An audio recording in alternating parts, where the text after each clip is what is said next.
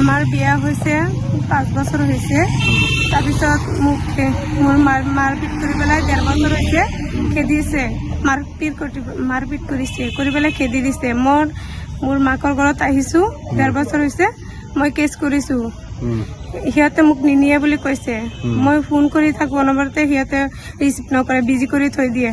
তাৰপিছত মোৰ অহু কৈছে, ছোৱালীজনীও কৈছে সিহঁতে টকা পইচা একো নিদিয়ে। মই কৈছো টকা দিবলৈ, সিহঁতে নিদিয়ে, মোক নাৰাখে বুলি কৈছে।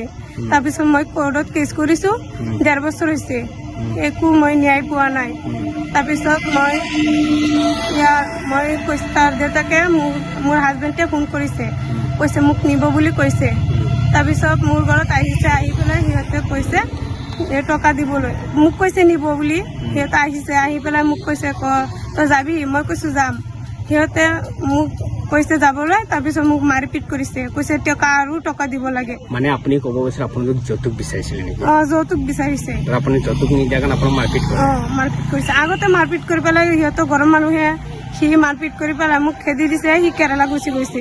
কেৰালাৰ পৰা আহি পেলাই আকৌ কৈছে আমাক 1 বছৰ পিছত আহিছে, আহি পেলাই মোক কৈছে টকা দিবলৈ। সিহঁতে মোক ঘৰত লৈ যাব। তাৰপিছত কৈছে টকা দিবলৈ। আমি টকা মোক দেউতাকে কৈছে আমি দুখীয়া মানুহ কেনেকে টকা দিম। তাৰপিছত মোক মাৰপিট কৰি পেলাই সিহঁতে মোৰ ঘৰত পেলাই থৈ আহিছে। তাৰপিছত মই বুটৰ দিনা সিহঁতে কৈছে, মই গৈছিলো, কৈছে মোক নিব বুলি। তাৰপিছত মই ঘৰত গৈছো, গৈ পেলাই চোৱাইছো এটা বাল্য বিবাহ কৰিছে। সি ছোৱালী বয়স হোৱা নাই। মই গুৱাহাটী বাইদেউ হেল্পলাইন নম্বৰত মই কল কৰিছো।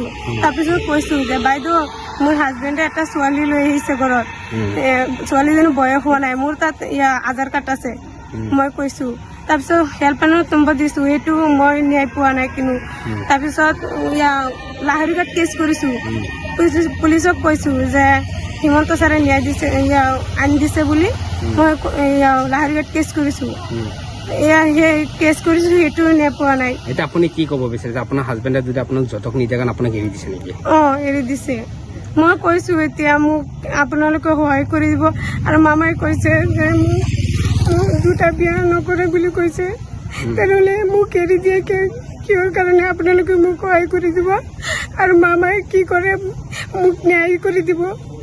1.5 বছৰতে যে ছোৱালী এজনী আছে, মোক কৈ থাকে টকা নিদিয়ে বুলি কৈছে। আপোনালোকে চেনেলৰ জৰিয়তে মোক সহায় কৰি দিব। মই নহ'লে মৰি যাম, মোৰ বাচ্চাৰ ৰাস্তা নাই। হিমন্ত মামাই কৈছে 2টা বিয়া নকৰে বুলি কৈছে, এৰি দিব নিদিয়ে। তেনেহ'লে আপোনালোকে সহায় কৰি দিব। দেখা পোৱা হিমন্ত বিশ্ব শৰ্মা চৰকাৰক কেতিয়া কৈছে যে UCC কেতিয়া কোৰ্টটো বনোৱা হৈছে, UCC কোৰ্টত ইয়াত কৰা আছে বাল্য বিবাহ বন্ধ কৰিব লাগিব, 1 তালাক দিব বন্ধ হৈছে। এতিয়া আপুনি মামাক কি কয়? হিমন্ত মামাক কি কয়? মামাই মোক ন্যায় দিব বুলি কৈছো।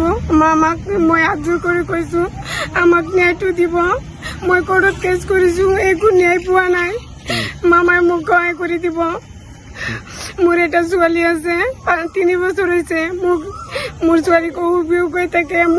মোৰ দেউতাক দুখীয়া মানুহ, টকা পইচা নাই। আপোনালোকে সহায় কৰি দিব চেনেলৰ জৰিয়তে। মই এইটোৱে ধন্যবাদ বিচাৰিছো।